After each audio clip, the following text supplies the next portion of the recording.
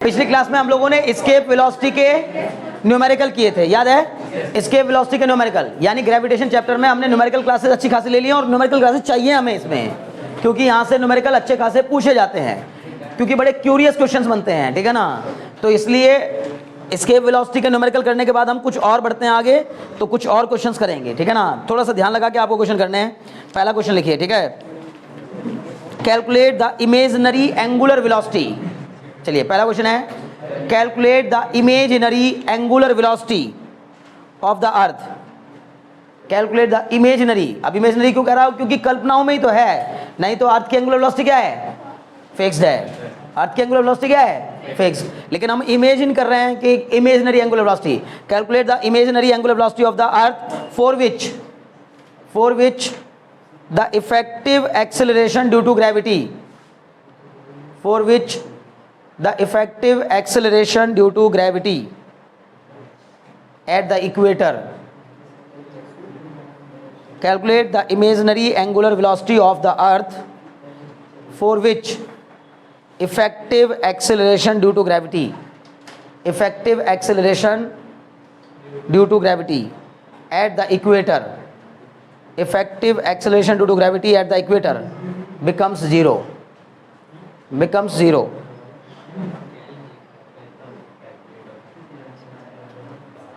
Due to gravity at the equator becomes zero. In this condition, what will be the length of the day? In this condition, what will be the length of the day? In this condition, what will be the length of the day? Question समझ में आया?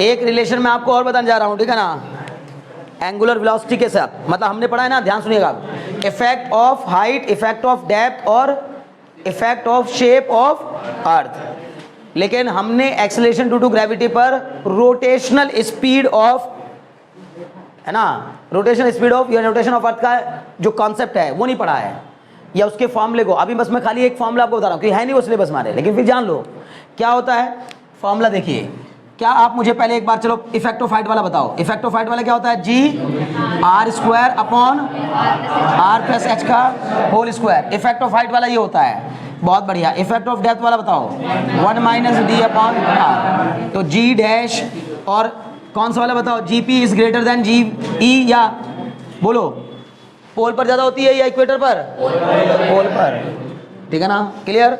तीसरा ही हो गया। चौथा एक और पढ़ लीजिए, g dash is equal to the g minus R E into omega square, ठीक है ना। G dash is equal to ji minus R E into omega square.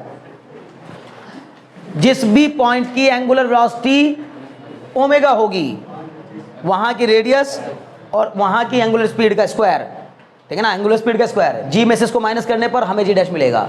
Ji dash मतलब एंगुलर वेलोसिटी के साथ। जैसे सुनो, ध्यान सुनो, इसने कहा कि calculate the imaginary angular velocity of the earth for which the effective acceleration due to gravity at the equator becomes zero. Equator पर यानी कि ये देखिएगा, इक्वेटर पर ये जो मैं आपको बता रहा हूँ जी डैश, ये इक्वेटर पर हमारा क्या है? ग्रेविटेशनल एक्सेलरेशन है। इसको जीरो करने की बात कही है और हमसे कहा है कि उसके केस में ओमेगा बताइए कितना होगा। तो अगर जी डैश हमारा जीरो के इक्वल हो गया तो ये क्या हो जाएगा? जी बराबर जीरो बराबर जी minus R E into omega square. तो यहाँ से जी इक्वल टू क्या आ जाएगा? R E into omega square. उम्मीद है बात समझ में आ रही होगी। यहाँ से ओमेगा की वैल्यू कितनी आ जाएगी? अंडर रूट जी अपॉन आर ई। बोलो कह सकते हैं कि नहीं? अंडर रूट जी अपॉन आर ई। और जी अपॉन आर ई की अगर बात करेंगे तो जी कितना ले लेते हैं? चलो अगर नहीं दिया तो 10 ले लेते हैं अभी, ठीक है ना, फिलहाल के लिए। कितना हो गया? 10 अपॉन ये कितना हो जाएगा? 6.4 इंटू 10 की पावर 6। तो इसको सॉल्व करूंगा, कितना आ जाएगा? यह आ जाएगा सर 10 अपॉन 6.4 इंटू 10 की पावर, सॉरी 1 अपॉन 10 की पावर कितना? 5। इसमें से एक 10 इधर ले लेता हूँ, क्या बचेगा? 1 अपॉन 64 इंटू 10 की पावर 4। बताओ कितना आएगा? 1 का स्क्वायर रूट 1, 8 इंटू 10 की पावर 2। ये हो गया ओमेगा। क्लियर है ना? यानी कि अब हमारा जो ओमेगा होगा वो इतना हो जाएगा। इसको चाहो तो ऊपर ले जा करके वैल्यू निकाल दो इसकी। ओमेगा इक्वल टू ये हो जाएगा कितना 1 इंटू 10 की पावर -2 अपॉन 8 से इसको डिवाइड कराइए। एक काम और कर लीजिए, एक काम कर लीजिए, इसको 10 अपॉन 8 इंटू 10 की पावर कितना कर दीजिए -3। इससे डिवाइड कराइए कितना आएगा 1.25 आएगा। नहीं समझे 1.25 इंटू 10 की पावर -3 रेडियन पर सेकेंड। मतलब अगर अर्थ की एंगुलर स्पीड इतनी हो जाए 1.25 इंटू 10 की पावर -3 रेडियन पर सेकेंड, तो समझ जाइए कि इक्वेटर पर जो ग्रेविटेशनल एक्सेलरेशन होगा वो 0 के इक्वल हो जाएगा। यानी इक्विलिब्रियम, इक्वेटर पर खड़ी हुई चीज़ें फोर्स महसूस करना बंद कर देंगी, वेट महसूस करना बंद कर देंगी, वेटलेसनेस की कंडीशन आ जाएगी। नहीं समझ रहे हो, ध्यान सुनिए। अगर अर्थ की एंगुलर स्पीड इतनी हो जाए, ये इमेजिनरी है, अगर अर्थ की एंगुलर स्पीड इतनी हो जाए तो व्यक्ति, इक्वेटर पे खड़ा हुआ व्यक्ति ऐसे महसूस करेगा जैसे स्पेस में खड़ा हो। समझ में आ रही बात ना। पहली बात तो ग्रेविटी जब जीरो ही हो जाएगी तो सेटल डाउन ही कर पाएगा, खड़ा हो ही नहीं पाएगा। जहाँ पर ग्रेविटी जीरो हो जाएगी वहाँ पर खड़ा कैसे हो पाएगा। मैं यहाँ खड़ा हूँ तो ग्रेविटेशनल एक्सेलरेशन, ग्रेविटेशनल पुल के कारण। समझ में आ रही बात, ये हो गया। इसके बाद क्या करना होगा, पीरियड ऑफ रोटेशन पूछा है कि पीरियड ऑफ रोटेशन कितना हो जाएगा, तो हमने पढ़ा है period of duration of day, तो ड्यूरेशन ऑफ डे मतलब क्या हो जाएगा 2 पाई अपॉन ओमेगा। समझ में आ रही बात। बताओ स्पीड बढ़ी है या घटी है, ये स्पीड बढ़ी होगी या घटी होगी, बढ़ी है। जब हमें इक्वेटर पे ग्रेविटी को जीरो करना है ना तो स्पीड बढ़ानी पड़ेगी। अभी रोटेशनल स्पीड और कम है, इससे भी अर्थ की जो रोटेशनल स्पीड है बच्चे वो बहुत कम है। अभी बता रहे हैं, ठीक है ना। वो मैंने एक्चुअली बताया नहीं ना, डायरेक्ट फॉर्मूला बस बता दिया आपको, अभी बताते हैं उसको भी। खैर टाइम पीरियड वाला फॉर्मूला तो बताया ना, 2 पाई अपॉन ओमेगा की वैल्यू रख दो कितनी 1.25 इंटू 10 की पावर -3। इसको सॉल्व करेंगे कितना आ जाएगा, इसको सॉल्व करके कितना आएगा करके देख लो। 2 इंटू 3.14 अपॉन 1.25 इंटू 10 की पावर -3। ये पॉइंट से पॉइंट कट जाएगा, यहाँ से 2 को निकालेंगे, सब सॉल्व करेंगे तो 1.4 आवर आ जाएगा। यानी कि इस सिचुएशन में जो what will be the length of the day, तो लेंथ ऑफ द डे कितनी हो जाएगी 1.4 आवर। सिर्फ 1.5 घंटे से भी कम का क्या रह जाएगा, दिन रह जाएगा। समझ में आ रही बात ना। पहले इसको एक बार नोट कर लो, फिर इसको ही समझाता हूँ ये कैसे है, ठीक है ना। क्लियर, एक बार नोट डाउन करो, ठीक है। अब ध्यान लगाओ, पहले सुनो मेरी बात ध्यान से। सबसे पहली बात, ये अर्थ जो है हमारी जब रोटेट करती है अपनी खुद की एक्सिस पर, तो अर्थ के रोटेशन में, ये मान लीजिए ये हमारी अर्थ है, ठीक है ना। तो अर्थ के रोटेशन में हर एक पार्टिकल रोटेट करता है। एक पार्टिकल यहाँ रखा है, यहाँ रखा है, और एक मान लीजिए यहाँ है। जब ये अर्थ रोटेट कर रही होगी तो सारे पार्टिकल रोटेट कर रहे होंगे। क्लियर है। अगर इसकी रोटेशनल स्पीड ओमेगा है तो इसकी कितनी होगी, कितनी होगी पक्का, इसकी श्योर हो, इसकी कारण, क्योंकि मैंने बताया था कोई भी रोटेट करती हुई बॉडी के साथ एसोसिएटेड हर एक बॉडी रोटेट कर रही होती है, उतनी एंगुलर स्पीड के साथ रोटेट कर रही होती है जितनी एंगुलर स्पीड से वो बॉडी रोटेट कर रही होती है। क्लियर रहती बात। हाँ, बट ये अलग बात है कि इसको छोटा सर्कल कंप्लीट करना पड़ेगा। जब ये रोटेट करेगी अर्थ तो सबसे बड़ा सर्कल कहाँ बनेगा, ये जब बॉडी घूमती है, अर्थ रोटेट कर रही है तो उसके साथ जुड़ी हुई ये बॉडी भी रोटेट कर रही है ना। ये कौन से पाथ को फॉलो कर रही है, सर्कुलर पाथ को फॉलो कर रही होगी। एंगुलर स्पीड के साथ मतलब सर्कुलर पाथ को फॉलो करती है इस बॉडी की सबसे बड़ा सर्कल कौन सा बनेगा, इक्वेटर वाला। जैसे जैसे हम पोल की ओर जाएंगे सर्कल छोटा होता जाएगा, पता है ना। इक्वेटर टू पोल जैसे जाएंगे तो वो सर्कल क्या होता जाएगा, छोटा होता जाएगा। पॉइंट पे जब बिल्कुल पोल पे पहुंच जाओगे तो वो एकदम पॉइंट साइज का हो जाएगा। बोलो बात समझ में आ रही कि नहीं। पहले बहुत ध्यान सुनिएगा, बहुत काम की बात बता रहा हूँ, ठीक है। क्योंकि टॉपिक नहीं था सिलेबस में, मैंने बिना बात क्वेश्चन लिखवा दिया। उसके बाद फिर मुझे लगा कि ये मैंने क्या किया, ठीक है ना। क्योंकि क्वेश्चन देख के अच्छा लग रहा था, फिर मैंने सोचा इसको देखकर अच्छा लग रहा था कि आप देखकर थोड़ा शॉक्ड हो जाएंगे। अरे यार दिन कितने दिन घंटे, 24 घंटे बदल कर क्या हो जाएंगे 1.4 आवर्स। क्लियर है। तो अब ध्यान सुनो बच्चों, जब ये सर्कुलर मोशन कर रही होगी, जैसे मान लीजिए जब अर्थ अपनी एक्सिस पर रोटेट करती है तो सारे के सारे पार्टिकल जो उसके ऊपर रखे हैं वो कैसा मोशन कर रहे हैं, सर्कुलर मोशन कर रहे होंगे। और हर एक सर्कुलर मोशन के लिए एक सेंट्रीपिटल फोर्स की जरूरत होती है। वो सेंट्रीपिटल फोर्स, मान लो ये बॉडी यहाँ पे रखी है तो वो सेंट्रीपिटल फोर्स का मतलब क्या होता है, the force which act towards the centre. तो इस पार्टिकल के ऊपर यहाँ पर जो फोर्स लग रहा होगा सेंट्रीपिटल फोर्स, उसकी डायरेक्शन ये होगी। समझ गए ना। सेंटर की ओर होगी। पकड़ पा रहे हो कि नहीं? ये अर्थ है ना, ये इक्वेटर है ना, और ये पोल से जाने वाली लाइन है ना, तो सेंटर ये हो गया ना। किसका?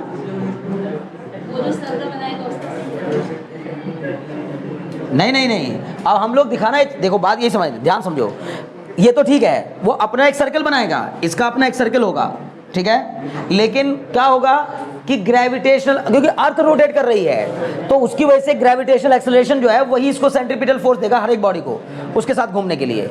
वो कितने के इक्वल होता है, मैं तुम्हें बस ये बताना चाह रहा हूं। जब भी आपको, हे बच्चे ध्यान लगाओ, इक्वेटर टू पोल हम जाते हैं तो ग्रेविटी क्या होती है? बोलो क्या होगी? बढ़ती है घटती है? बढ़ती है, ठीक है ना। अभी हम यहां पर जब ग्रेविटी की बात कर रहे हैं तो यहां पर कितनी होगी, यानी ये जो पार्टिकल है अलग अलग लैटिट्यूड पर, इस इक्वेटर इज ऑल्सो लैटिट्यूड, इस लैटिट्यूड पर अलग, इसके ऊपर अलग, इसके ऊपर अलग, इसके ऊपर अलग होगी। तो जिस भी लैटिट्यूड पर आपको क्या देखनी है, ग्रेविटी की वैल्यू देखनी है, बस उस लैटिट्यूड, उस पॉइंट से इस सेंटर को, इक्वेटर के मिड पॉइंट का जो सेंटर है उसको मिलाने पर जो एंगल बनेगा, ये एंगल ले लो कितना, लैम्डा। इस एंगल को कितना लिया जाएगा, लैम्डा। जैसे ये इसके केस में कुछ और हो जाएगा, पर लैम्डा मतलब इस एंगल को क्या माना जाएगा, लैम्डा। तो फॉर्मूला क्या होता है, जी डैश, मतलब अलग अलग लैटिट्यूड पर आप चाहो यहां पर कितना, यहां कितना, यहां कितना, ग्रेविटी कितनी होगी। तो मैंने बताया ना, अर्थ के सरफेस पे भी रहते हुए प्लेस टू प्लेस क्या करती है, ग्रेविटी वेरी करती है। तो जो ग्रेविटी वेरी कर रही है उसका फॉर्मूला बता रहा हूं, जी डैश बराबर जी minus, sorry, G dash is equal to ji minus R E omega square. R E तो मतलब radius of earth, R omega square है ये। आर ओमेगा स्क्वायर मतलब, आर ओमेगा स्क्वायर मतलब क्या, centripetal acceleration. M R omega square होता है centripetal force, और आर ओमेगा स्क्वायर होता है क्या, सेंट्रीपिटल एक्सेलरेशन। क्योंकि ये आर ई अलग अलग जगह पर अलग अलग होगा, नहीं समझे। जैसे यहां हमने अगर आर ई माना है तो फिर यहां ये आर ई के इक्वल नहीं होगा, समझ पा रहे हो कि नहीं। अरे ये अगर आर ई है, अगर ये आर ई है तो फिर यहां थोड़ी ना आर ई होगा। तो उसी आर ई को लेने के लिए यहां पर क्या लिखेंगे, are E omega square cos lambda.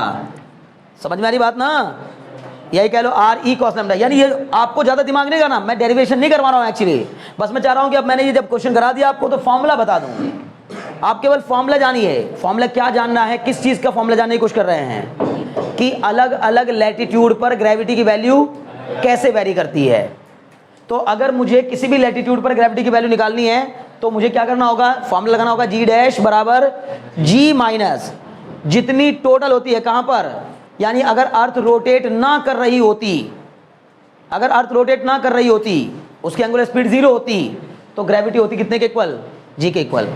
Gravity होने के लिए अर्थ का रोटेशन होना जरूरी है क्या, ग्रेविटेशनल एक्सीलरेशन होने के लिए, स्मॉल जी की वैल्यू होने के लिए अर्थ का रोटेट करना जरूरी है क्या, नहीं, कोई जरूरी नहीं है यार। ग्रेविटी तो स्मॉल जी बराबर capital G M upon R square होता है, चाहे वो रेस्ट में रखी हो बॉडी, चाहे वो मूव कर रही हो, उससे क्या फर्क पड़ता है, क्लियर। लेकिन इसके मूवमेंट से कुछ इंपैक्ट पड़ता है इस पर, समझ में आई बात, मतलब नहीं समझे मैं क्या कह रहा हूं। ग्रेविटी तो है, अर्थ रेस्ट में होगी तब भी होगी, और अर्थ रोटेट कर रही होगी ग्रेविटी तो तब भी रहेगी। बोलो बात समझ में आ रही कि नहीं। लेकिन अगर ये अर्थ रेस्ट में होती तो रेस्ट की कंडीशन में ग्रेविटी की वैल्यू कितनी, जी, क्योंकि हमने जो फॉर्मूला बनाया स्मॉल जी बराबर, वो अर्थ के रोटेशन को कंसिडर करते हुए नहीं बनाया है।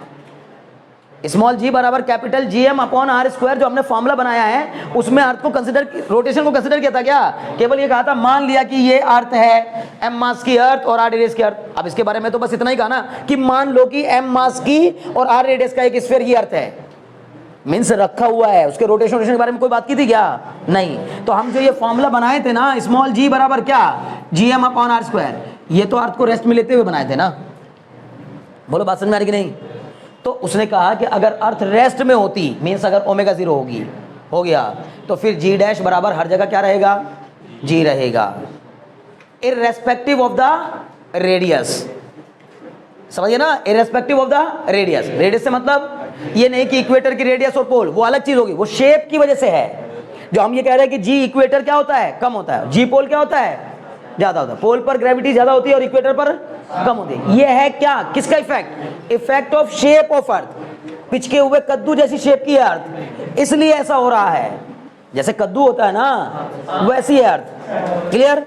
तो उस जैसी अर्थ की वजह से इक्वेटर पे कुछ और, पोल पे कुछ और, वो हो गया अलग कहानी, ठीक है। रेस्ट में रहते हुए ग्रेविटेशनल एक्सेलरेशन की वैल्यू हर जगह कितनी, जी। मतलब हर जगह से मेरा मतलब ये मान लो कि जैसे पोल इक्वेटर पे मान लो जी, समझ गए ना, तो इक्वेटर पे कितनी जी, अगर रोटेट करेगी तो कितनी हो जाएगी, तो हमने कहा जितनी है उसमें से ये घट जाएगा, थोड़ा सा ग्रेविटी क्या होगी, कम महसूस होगी। रोटेट करती हुई बॉडी पर ग्रेविटेशनल एक्सेलरेशन की वैल्यू क्या लगेगी, कम महसूस होगी। समझ गए ना, क्यों, क्योंकि उसी ग्रेविटेशनल एक्सेलरेशन में से कुछ पार्ट उस रोटेट करती हुई बॉडी को जो सर्कुलर मोशन चाहिए उसको सेंट्रीपिटल एक्सेलरेशन प्रोवाइड करने में चला जाएगा। बोलो बात समझ में आ गई कि नहीं आ गई। बहुत कहानियां हैं बच्चों, मैं बार बार कह रहा हूं, एक बार आपको क्या सोच के पढ़ाया जा रहा है, क्योंकि सारी बात अगर एक साथ बताऊंगा ना तो इतनी खिचड़ी पक जाएगी दिमाग में, कुछ नहीं समझ में आएगा। तो पहले हमने ये जब इसको बता रहे थे, किसी के दिमाग में भी नहीं ख्याल आया था कि सर हम ये पढ़ रहे हैं earth is a sphere of mass capital and radius R, मतलब इसका मतलब अर्थ रुकी हुई है क्या। हमने तो अर्थ को ऐसे मान लिया जैसे m मास का कोई पत्थर, m मास और r रेडियस का कोई पत्थर रखा है, उसकी ग्रेविटी कितनी होती है, उसके लिए भी यही फॉर्मूला होता है, वो चाहे रोटेट कर रहा हो चाहे रखा हो। अगर अर्थ के सरफेस पर मैंने आपसे पूछ लिया बताओ हिमालय की ग्रेविटी कितनी है, केवल हिमालय की बताओ, तो हिमालय का मास, अगर हिमालय को हम गोल मान लें फिर वहाँ वही समस्या आ जाएगी कि सर स्फेरिकल तो वो भी नहीं होता है। समझिए ना, आप ऐसे मान लो हिमालय के बराबर मास की कोई ऑब्जेक्ट ले लो, तो अच्छा खासा मास है ना हिमालय का भी, उतना मास और उसकी गोल बॉडी ले लो तो उसकी भी ग्रेविटी इतनी होगी कि जिसको कंसिडर किया जा सकता है। बोलो बात समझ में आ रही कि नहीं। तो इसका कहना बस इतना है, अगर ओमेगा स्पीड से अर्थ घूम रही होगी, रोटेट कर रही होगी, तो जो gravitational acceleration at any point, at any latitude, इस पूरी लैटिट्यूड पर क्या रहेगा, सेम। क्लियर है, क्यों, क्योंकि हर उस लैटिट्यूड पर कहीं भी जब आप पॉइंट को मिलाओगे ना इस इक्वेटर के सेंटर से, तो जो लैम्डा बनेगा वो सेम बनेगा हर जगह। नहीं समझे, अरे यार थोड़ा भाई इमेजिनेशन चाहिए। ऐसे सोचिए, ये एक लैटिट्यूड है, कोई पर्टिकुलर लैटिट्यूड, और ये मेरी हथेली का जो ये हिस्सा है ये सेंटर है, यहाँ से इसको मिलाऊं, यहाँ से इसको मिलाऊं, यहाँ से इसको मिलाऊं, यहाँ से इसको मिलाऊं, यहाँ से इसको मिलाऊं, जो लैम्डा बनेगा ये वाला लैम्डा इसके इक्वेटर के साथ इसको मिलाऊं, इसको मिलाऊं, वो सेम क्या रहेगा, सेम रहेगा। बोलो बात समझ में आएगी नहीं। तो इसका मतलब लैम्डा अगर आपको पता हो और एंगुलर स्पीड पता हो तो हम किसी भी लैटिट्यूड पर कितनी ग्रेविटी होगी, यानी अब मैं आपको यह बताने की कोशिश कर रहा हूं कि ग्रेविटी की वैल्यू भी वही सेम चीज का वजन, इसलिए हम मास तोलते हैं, कभी भी वजन नहीं करते, वेट नहीं बेचते हम। जब चीजें बिकती है ना तो मास में बिकती है, ग्राम में बिकती है, न्यूटन में नहीं बिकती, क्योंकि न्यूटन में तो यहां कुछ और होगा, यहां कुछ और होगा, यहां कुछ और होगा। नहीं समझे, अलग अलग लैटिट्यूड पे रहने वाले देशों में अलग अलग वजन आएगा चीजों का, मास उतना ही रहेगा। तुम वही सोने की एक चेन लेके जाओ, क्वांटिटी उतनी रहेगी, लेकिन वहां वजन कम और यहाँ वजन ज्यादा हो जाएगा। समझ गए ना, वही आप बैग इस लैटिट्यूड पर लेके चलिए और वही बैग इस वाली लैटिट्यूड पर लेके चलिए, अपने स्कूल बैग। यहाँ आपको ज़्यादा थकान हो, मतलब जहाँ ग्रेविटी ज़्यादा होगी वहाँ ज़्यादा थकान होगी, और जहाँ ग्रेविटी कम होगी वहाँ कम थकान होगी। क्वांटिटी उतनी ही है, लेकिन ग्रेविटी की वजह से थकान होती है ना भाई, जो ग्रेविटेशनल पुल लगता है उसकी वजह से थकान होती है ना। बोलो बात समझ में आ रही कि नहीं, क्योंकि हमें उसके अगेंस्ट ही तो बैग को ढोना पड़ रहा है। समझ गए, हाँ बोल बोल। कहाँ पे, हाँ हाँ हाँ हाँ हाँ हाँ,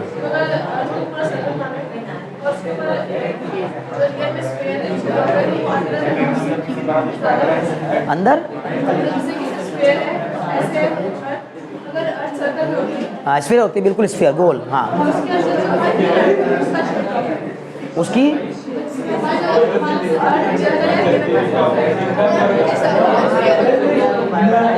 चलो अभी रुक जाओ, क्लास के बाद पूछना, ठीक है। सुनो भाई, पहले मुझे इसको पूरा कर लें दो। बात सुनो, ए बच्चे, मैं मुझे और भी क्वेश्चन कराने थे यार, तुम लोग तो इधर इसी पे लटक के रह गए। वो तुम्हारी वजह से मुझे दिक्कत हो रही है, अब तुम्हें इसकी वजह से दिक्कत हो रही है, फिर मुझे लगा कि तुम्हारी वो दिक्कत को दूर कर दूं, तो मैं ये सब बताने लगा। तो उसको समझो अब पहले ध्यान से, ये लैम्डा की वैल्यू इक्वेटर पे क्या हो जाएगी, 0। तो लैम्डा की वैल्यू इक्वेटर 0 ना, मतलब cos 0 की value 1, are E into omega square maximum हो जाएगा, यानी कि सबसे ज्यादा ग्रेविटी यहीं घटेगी। समझ में आ रही बात ना भाई, जी में से कुछ घटा रहे हैं, और जैसे जैसे हम ऊपर जाएंगे यहां पहुंचते पहुंचते लैम्डा कितना हो जाएगा, 90 डिग्री, और cos 90 की वैल्यू, तो यहां पर पहुंच के जी डैश बराबर जी होगा। मतलब अर्थ की जो हम ग्रेविटी मान रहे हैं ना वो 9.8, वो कहाँ पर होती है? पोल पर होती है। बोलो बात समझ में आ रही कि नहीं? पोल पर कितनी होती है? 9.8 या 10 मीटर पर सेकंड स्क्वायर, जो हम लेते हैं, कंसिडर करते हैं जनरली। और मैक्सिमम कहाँ पर ही होती है? पोल पर ही होती है। अब पोल से आप जैसे जैसे इधर लैटिट्यूड की ओर जाओगे, क्या होती जाएगी? कम होती जाएगी। क्लियर? उसने हमसे कहा कि हम चाहते हैं कि इक्वेटर की ग्रेविटी क्या हो जाए? इक्वेटर पर जितनी ग्रेविटी महसूस होती है, पहली बात तो कितनी होती है? अगर मैंने तुमसे सवाल कर लिया, बार बार पूछ रहा हूं, इक्वेटर पर ग्रेविटी कितनी है इक्वल, तो आपका जवाब होगा sir G minus R E into omega square. और पोल पर कितनी, तो जवाब होगा सर G डैश बराबर G, G डैश बराबर G। क्लियर हो गया? ये G वही G है जो हम पढ़ते आ रहे हैं। कौन सा वाला? जो अर्थ को रेस्ट में मानते हुए G बराबर capital GM upon R square हमने निकाला था। क्लियर? अभी को डाउट है? अगर मैंने पूछा इसका मतलब यहां पर क्या सबसे कम, यहां पर इस लैटिट्यूड पर सबसे, जैसे जैसे ऊपर की ओर जाएंगे बढ़ती जाएगी। बोलो बात समझ में आएगी नहीं? पोल पर सबसे ज्यादा, कितने के इक्वल? G डैश बराबर G। अभी को डाउट है? अब ये तब का है जब बॉडी क्या कर रही हो? रोटेट कर रही है, अपनी खुद की स्पीड से रोटेट करेगी, तो G डैश जो है वो कितने के इक्वल रहेगा? G minus R E omega square के इक्वल। अब इसने हमसे बस यही कहा कि बताओ, यानी कि जितनी भी उसकी अपनी एंगुलर स्पीड है उसके हिसाब से इक्वेटर पर जो ग्रेविटी आती है वो G डैश के इक्वल है। और वो G डैश के इक्वल जो ग्रेविटी है वो ज्यादा कितनी होगी? 9.67, मतलब 9.8 के बजाय 9.6 तक चली गई होगी। बहुत ज्यादा डिफरेंस नहीं आता। क्लियर? मान लो कि यहाँ 9.6 तक है, पर वो कह रहा मैं 9.6 नहीं चाहता, मैं चाहता हूं कि ये तो हो गया लैम्डा का इम्पैक्ट, कि इक्वेटर पर आते आते क्या हो गई? वो मिनिमम हो गई।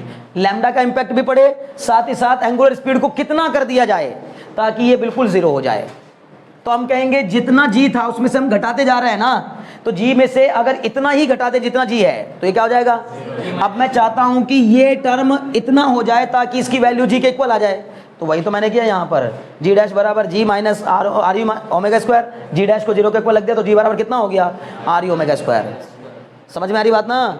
तो इसने कहा अगर अर्थ इतनी एंगुलर स्पीड के साथ रोटेट करेगी ना, तो फिर इक्वेटर पर ग्रेविटी क्या हो जाएगी?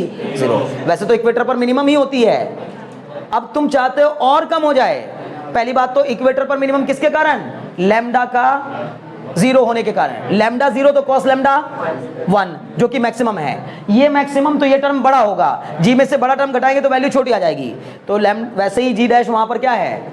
मिनिमम है। लेकिन अब मैं चाहता हूं कि जितनी है उससे भी कम हो जाए, एकदम ही जीरो हो जाए। या मैं कह दूं, बताओ इक्वेटर पर अर्थ के इक्वेटर पर ग्रेविटी उतनी कितनी स्पीड पर होगी जितनी मून पर ग्रेविटी होती है, तो फिर G डैश को कितना रखेंगे? G/6। नहीं समझे?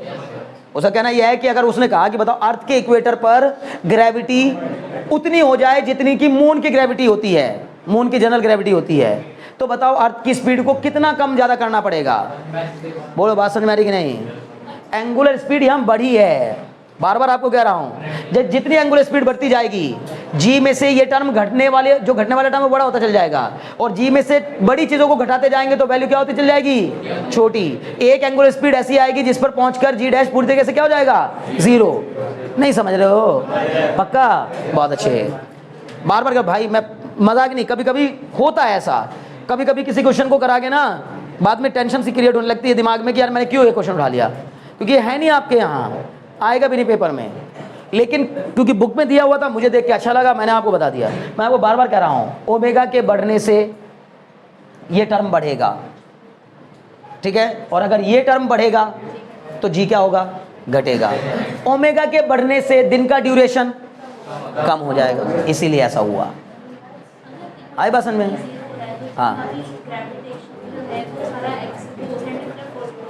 हाँ, वेरी गुड, बिल्कुल सही। मतलब अगर देखो सुनो, कुल मिला और बात साथ सारी छोड़ दो, इतनी स्पीड पर अगर अर्थ घूम रही हो, अगर अर्थ अपनी एक्सिस पर इतनी स्पीड पे घूम रही हो, अभी ये this is not the actual speed of the earth, बार बार कह रहा हूं, this is not the actual speed of, clear ना? अगर आपको एक्चुअल स्पीड पता करनी है तो फिर आपको इक्वेटर की क्या पता होनी चाहिए? अभी का इक्वेटर पे G कितना लगता है वो पता होना चाहिए। तो G डैश को यहाँ रखेंगे, G को यहाँ रखेंगे, लैम्डा को 0 रखेंगे, वहां से ओमेगा निकाल लेंगे, वो एक्चुअल वेलोसिटी होगी। क्लियर है? आज जाके क्यूरियोसिटी है का क्वेश्चन है, जाकर थोड़ा देखने ढूंढने की कोशिश करना कि अर्थ की एक्चुअल एंगुलर वेलोसिटी कितनी है। हमने ये निकाली, आर्टिफिशियल है, इमेजनरी है, ये इमेजनरी है, ये ऐसी है नहीं, इससे वो ज़्यादा होगी या कम होगी, पहले सोच कर बताओ। कम होगी इससे, समझ गए ना, बहुत अच्छे। और कम होगी तो खुश होके आ जाना, कम नहीं होगी तो कल थोड़ा दुखी होते हुए आना, मैं समझाऊंगा कि क्यों नहीं, क्या हुआ, लेकिन कम नहीं होगी वो पक्का, ठीक है ना। अब सुनो क्यों ऐसा हो रहा है भाई, मैंने कहा सिंपल, ओमेगा की स्पीड, अगर इतनी एंगुलर स्पीड पे अर्थ घूम रही हो तो इक्वेटर पर खड़ी हुई बॉडीज को मिलने वाला सेंट्रीपिटल एक्सेलरेशन पूरा पूरा ग्रेविटेशनल एक्सेलरेशन के इक्वल ही होगा। यानी सारा का सारा ग्रेविटेशनल एक्सेलरेशन किस काम में चला जाएगा, बॉडी को centripetal force provide, centripetal acceleration provide करने में चला जाएगा। समझ गए ना, ये कहने का मतलब है। हाँ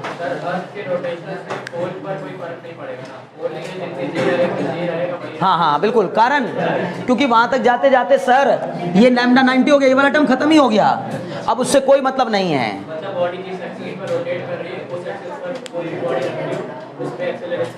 हाँ हाँ तो वो फिक्स रहेगा, समझ में आ गई बात ना, सही। दिमाग जितना ज़्यादा लगा लोगे उतना फायदा होगा, जिस तरह वो लगा रहा है उस तरह आप लोग भी दिमाग लगाए ना, बात समझ में आ रही ना, क्लियर हो गया। मुझे लगता है आज इतना काफ़ी है क्या, हाँ ओके, चलिए आज के लिए इतना काफ़ी है, मिलते हैं नेक्स्ट क्लास में। What is the time right now,